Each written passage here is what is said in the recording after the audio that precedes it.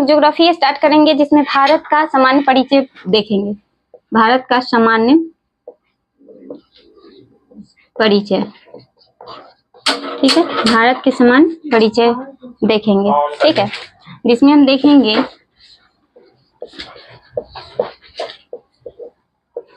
Geography शब्द कौन दिया, ठीक है, ज्योग्राफी शब्द कौन दिया, तो शब्द जो है वो इरेटोस्थनीज के द्वारा दिया गया, इरेटोस्थनीज, ठीक है, और इनको भूगोल का जनक भी कहा जाता है, इरेटोस्थनीज को, ठीक है। और एक है हिकेटियस, एक विद्वान है हिकेटियस, हिकेटियस, ठीक है, एक विद्वान है कौन, हिकेटियस, ठीक है। इनका एक बुक है पीरियड्स, कौन सा बुक है, इनका एक बुक है पीरियड्स, ठीक है, इनका एक बुक है पीरियड्स, पता है इसमें पृथ्वी का एक क्रमबद्ध वर्णन किए थे, ठीक है, पृथ्वी का क्रमबद्ध विवरण दिए थे, ठीक है। तो यहाँ पर लेकिन हाँ पूछेगा अलेक्जेंडर हमबोल्ट के बारे में, तो इनको आधुनिक भूगोल का जनक कहा जाता है, हमबोल्ट को अलेक्जेंडर हमबोल्ट को क्या कहा जाता है, आधुनिक भूगोल का जनक, आधुनिक भूगोल का जनक। बस ये 3 विद्वान को याद रखना है जो ज्योग्राफी के जनक माने जाते हैं, ठीक है। बाकी हम देखेंगे तो पृथ्वी पर 29% हिस्सा में क्या है, 29% भूभाग पर क्या है, स्थल है, और 71% भूभाग पर क्या है, जल है, ठीक है, जल है, ये याद रखना है। अब उसमें हम देखेंगे कि इस पृथ्वी पर 7 महाद्वीप है, ठीक है, और 5 महासागर है, ठीक है। महाद्वीप में देखेंगे तो महाद्वीप किसको कहते हैं, ये स्थल है, इसके चारों तरफ क्या होगा, पानी। अगर ये छोटा सा स्थल है तो इसको द्वीप कहेंगे, ठीक है, लेकिन यही सिचुएशन कि चारों तरफ क्या है, पानी है, और एक बड़ा सा स्थल है तो उसको क्या कहेंगे, महाद्वीप कहेंगे, ठीक है, महाद्वीप, ठीक है। और एक होता है ऐसे प्राद्वीप किसको कहते हैं, तो प्राद्वीप 3 तरफ से पानी और एक तरफ स्थल, और एक होता है खाड़ी, क्या होता है, खाड़ी, लिखते चलना है अपना, इसको प्रायद्वीप, इसे मिटाएंगे, सब ऐसे ही है। प्रायद्वीप के लिए 3 तरफ पानी और एक तरफ स्थल, और खाड़ी के लिए क्या, 3 तरफ स्थल और एक तरफ पानी, ठीक है, तो उसको खाड़ी कहेंगे, ठीक है। चलिए तो इसको मिटाते हैं, देख लीजिएगा जहाँ जहाँ खाड़ी रहेगा इसको मिटा देते हैं, ठीक है। अब ये जो 7 महाद्वीप है उसके बारे में जानेंगे कि पृथ्वी पर कहाँ कहाँ 7 महाद्वीप है, ठीक है, दिख रहा है 7 महाद्वीप पृथ्वी पर कहाँ कहाँ है, सो देखना है, ठीक है। सबसे पहले देखेंगे यहाँ पर है एशिया, ठीक है, ये है अफ्रीका, ये है, हम अच्छे से सुना रहे, यहाँ पे हम लोग एशिया महाद्वीप में क्या है, भारत है, ठीक है, और ये एशिया के अंतर्गत आता है, और ये हो जाएगा दक्षिण अफ्रीका, ठीक है, और ये है उत्तरी अमेरिका, ठीक है, ये है नॉर्थ अमेरिका, साउथ अमेरिका, ठीक है, और दक्षिण भारत, दक्षिण अफ्रीका, ठीक है, साउथ अफ्रीका, और ये है एशिया, ठीक है।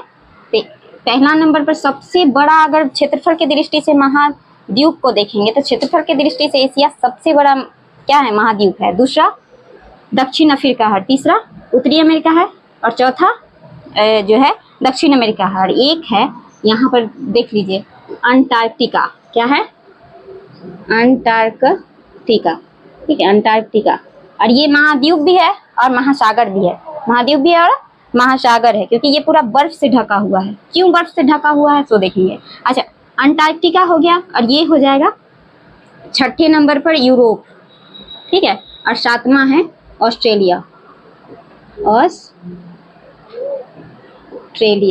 ठीक है, 7वां कौन है, ऑस्ट्रेलिया। पता है यहाँ पर सबसे पहले मानव आया था, ठीक है, तो इसको मानव जाति के पालना कहते हैं। क्या कहते हैं, मानव जाति का पालना, इसको क्या कहते हैं, सभ्यता का पालना, सभ्यता का पालना, ठीक है, इसको साफों का महाद्वीप कहते हैं, और इसको बहता हुआ महाद्वीप, ठीक है। और इस पर रिसर्च के लिए मतलब यहाँ पर भारत की तरफ से तो गंगोत्री बनाया गया है, ये रिसर्च के लिए छोड़ दिया गया है, ठीक है। यहाँ पर दक्षिणी गंगोत्री, मैत्री भाट, ठीक है, यहाँ पर अनुसंधान छोड़ दिया गया है, ठीक है, रिसर्च के लिए, वैज्ञानिकों के लिए छोड़ा गया है, ठीक है। और ये एक ऐसा महाद्वीप जहाँ पर मानव विहीन महाद्वीप, कौन सा है? अंटार्कटिका। यहाँ पे रहता है मानव? नहीं रहता है, इस शोध के लिए छोड़ा गया है, ठीक है, ठीक है। तो गंगोत्री याद रखना है, यहाँ का है, ठीक है।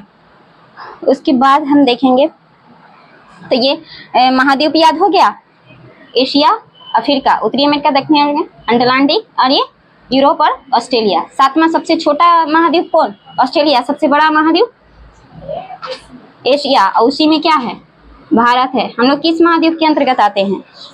एशिया में। अब देखेंगे महासागर, तो महासागर इधर प्रशांत महासागर है, जो क्या है 5 गो महासागर है ना, उसमें से प्रशांत महासागर इधर भी आ जाएगा और इधर भी आ जाएगा। क्यों आ जाएगा? क्योंकि पृथ्वी कैसा है?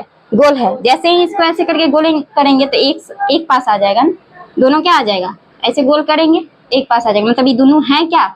एक ही जगह है। तो यहाँ पर क्या है?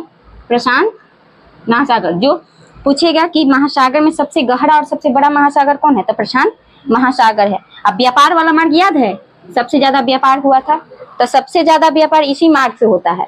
और इसको कौन सा महासागर कहेंगे, है पता? देखो यहाँ पे, इस महासागर को कौन सा महासागर कहेंगे?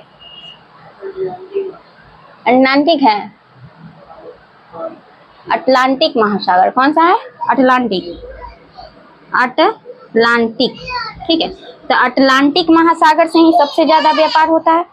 और दक्षिण हमारे भारत के नजदीक जो है, यहाँ पे हिंद महासागर है, हिंद महासागर है, अरे इसको भगाओ, महासागर है, ठीक है, हिंद महासागर है, ठीक है। भारत के, अब पता है मात्र एक महासागर है जिसका नाम भारत के नाम पर रखा गया है। हमारे भारत देश का नाम हिंदुस्तान है, उसी के नाम पर है हिंद महासागर, ठीक है। तो एक महासागर ये हो गया, ठीक है। तो प्रशांत महासागर, अटलांटिक, और ये क्या है? अंटार्कटिका। ये महासागर बहता हुआ द्वीप के नाम से जाना जाता है। किसको? अब कौन सा बच गया? आर्कटिक। अटलांटिक तो यहाँ है, ठीक है, आर्कटिक बच जाएगा ना, इसको छुपा हुआ महाद्वीप कहते हैं। तो 5 महाद्वीप खत्म हो गया। प्रशांत पहला, दूसरा अटलांटिक, हिंद महासागर, और ये अंटार्कटिका और आर्कटिक, आर्कटिक, ठीक है, छुपा हुआ महाद्वीप। तो हो गया ना 5, 1 2 3 4 5, खत्म, 5 महाद्वीप, ठीक है। इसको अंटार्कटिका को क्या कहते हैं? बहता हुआ महाद्वीप के नाम से जानते हैं। किसको? अंटार्कटिका को, ठीक है। अब हम इस पर बात करेंगे कि ये बर्फ वाला महाद्वीप क्यों है। तो हम लोग जून पढ़ेंगे, ठीक है, जिसमें 0 डिग्री पर देखेंगे विषुवत रेखा, पृथ्वी के बीचों बीच जो है ना रेखा, इसको एक पूरा गोला है, आधा कर देंगे तो गोलार्ध हो जाएगा। क्या हो जाएगा? गोलार्ध। क्या हो जाएगा? गोलार्ध, ठीक है। और ये भी क्या हो जाएगा? गोला का आधा हिस्सा गोलार्ध, ठीक है। बीचों बीच से जो रेखा जा रहा है उसको हम क्या कहेंगे? विषुवत रेखा कहेंगे। क्या कहेंगे? विषुवत रेखा, ठीक है। चाहे भूमि के मध्य में, इसलिए भूमध्य रेखा, भूमध्य रेखा, ठीक है, 0 डिग्री। अब पता है 1-1 डिग्री पर क्या होगा? अक्षांश रेखा खींचा जाएगा, ठीक है। और अक्षांश रेखा क्या होगा? ऐसे खींचा जाएगा। और ये पता है अक्षांश और देशांतर रेखा काल्पनिक रेखा है, जो वैज्ञानिकों के द्वारा खींचा गया है। अक्षांश रेखा जो है, अक्षांश रेखा ना दूरी का पता लगाने के लिए खींचा गया है। क्या चीज के पता लगाने के लिए? दूरी का। और एक अक्षांश से दूसरे अक्षांश के बीच 111 किलोमीटर की दूरी रहता है। जैसे यहाँ 0 है, यहाँ 1 2 3 4 ऐसे ऐसे करके, ऐसे यहाँ पर अक्षांश रेखा कितना होगा, है पता? किसको पता है अक्षांश रेखा कितना होता है? इधर 90, यहाँ 90, तो कितना हो गया? 180 प्लस ई विषुवत रेखा प्लस 1, तो कितना हो जाएगा? 181। 181 क्या? अक्षांश रेखा। अच्छा, यहाँ पर अगर हम देखेंगे तो दूरी को मापने के लिए, तो एक अक्षांश से दूसरे अक्षांश के बीच की दूरी 111 किलोमीटर होता है। एक अक्षांश से दूसरे अक्षांश के बीच की दूरी कितना होता है? 111 किलोमीटर, ठीक है। और एक देशांतर से दूसरे देशांतर के बीच में भी क्या होता है? 111 किलोमीटर से थोड़ा सा ज्यादा होता है, जो हमको पॉइंट में याद नहीं है। 111 किलोमीटर, ठीक है, हम थोड़ा देख लें। एक अक्षांश से दूसरे अक्षांश के बीच की दूरी हाँ, उससे थोड़ा सा ज्यादा होता है, ठीक है, तुम्हें पता नहीं चला। 32 होता है, ठीक है, 32, ठीक है, पॉइंट में 32 किलोमीटर, मतलब थोड़ा सा ज्यादा होता है। अच्छा, तो देशांतर क्यों खींचा गया? तो देशांतर टाइम का पता लगाने के लिए, ठीक है, समय का पता लगाने के लिए देशांतर खींचा गया, ठीक है। तो देशांतर की संख्या कितना हो जाएगा बता सकते हो? अच्छा, पता है यहाँ पर अगर हम देखेंगे तो ये ऐसे है ना, मतलब क्या, विषुवत रेखा से जैसे ही हम कहाँ जा रहे हैं, ध्रुव के बीच, इसको ध्रुव कहेंगे, ठीक है, 0 डिग्री पर, ग्रीनविच लाइन भी कहेंगे इसको, ठीक है, ध्रुव। तो ये ध्रुव पर जैसे जैसे जाएंगे ना, विषुवत रेखा से ध्रुव की तरफ जाएंगे, तो वहां पर क्या होगा, वहां पर बिंदु के समान हो जाएगा ये जो रेखा है। लेकिन अगर हम इसको मैप पर दर्शाते तो ऐसे करके चौड़ा कर देते हैं, जिससे जो यहाँ पर जो देश है वो कैसा दिखने लगता है, बड़ा दिखने लगता है, जबकि ये रेखा के समान दिखने लगता है। इसलिए रेखा कहेगा मैप पर रेखा कहेगा तो 181, लेकिन अगर ग्लोब पर कहेगा तो ये दो बिंदु को क्या करेंगे, घटा देंगे, तो कितना हो जाएगा, 179, है ना, 179 रेखा हो जाएगा ग्लोब पर। कैसे? क्योंकि बिंदु के समान हो जा रहा है ना, विषुवत रेखा से जैसे जैसे ध्रुव की तरफ जा रहा है, ठीक है। अच्छा, विषुवत रेखा का अगर हम बात करेंगे तो हाँ बताइए, तो अक्षांश क्यों खींचा गया था? ये सब क्या है, काल्पनिक रेखा उतारना था क्या, मैनेज करो यार, ये सब थोड़ा सा मैनेज करो, बच्चा वाला चीज है, ठीक है। यहाँ पर अगर हम बात करेंगे